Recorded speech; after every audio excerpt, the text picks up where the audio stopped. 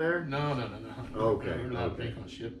And then I was in not a hurricane, I was in the Chile earthquake was in I want to say it was 1960. I'm almost positive it was 60. It was either 1959 or 1960. The Chile earthquake happened. And when that happened, we were on Ocean Station Victor at the time. So we were halfway, we were on the downhill side. We were on our way back to Hawaii. What's that mean, Victor? That means you're at sea or something somewhere? Yeah. In the ocean is broken up into sections in the ocean and everything. Not so much now because you have satellites, but before you had satellites. So what happens is you have Ocean Station Victor. You had one between San Francisco and Hawaii. You had one between Hawaii and Japan.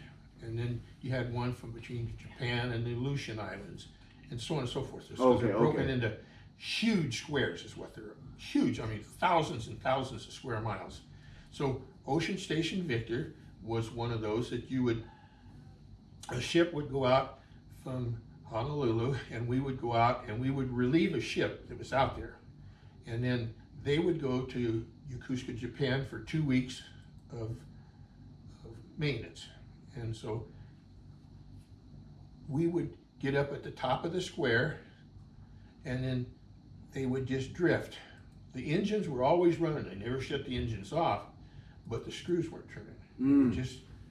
Everything was running for your generators and all, lights and water pumps and all this kind of stuff. So you're up at the top of the square, and you would drift, for maybe a week. That's all you would do, just drift down and everything. And then when you get just a little bit past halfway, they'd start the engines up, and then we go back up to the top and drift again, and maybe it takes 3 days, depending on currents, 4 days, wind and everything else, had a lot of factors on it. Well, then what would happen was, once you're there 3 weeks, and then here comes the one that comes back from Yokosuka, Japan, and it relieves you, and you go to Japan. Well, when you're in Japan, then another one comes from Hawaii, relieves this one here, and he goes in.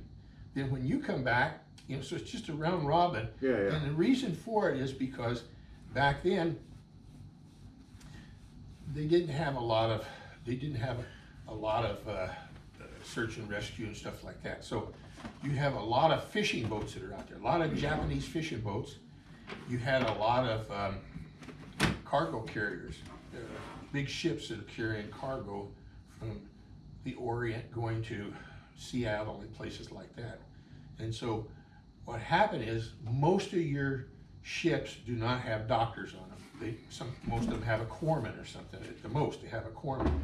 So when our ship goes out, it was 327 feet, these were, and we didn't rate a full-time doctor either. But what they did, when the ship would sail, they would put a public health doctor on the ship. Now, is he American or Japanese? He's American. Okay. And he would be a public health doctor, and he would be on the ship for the whole 6 months, because it's 3 months and out, 3 months back is what it is.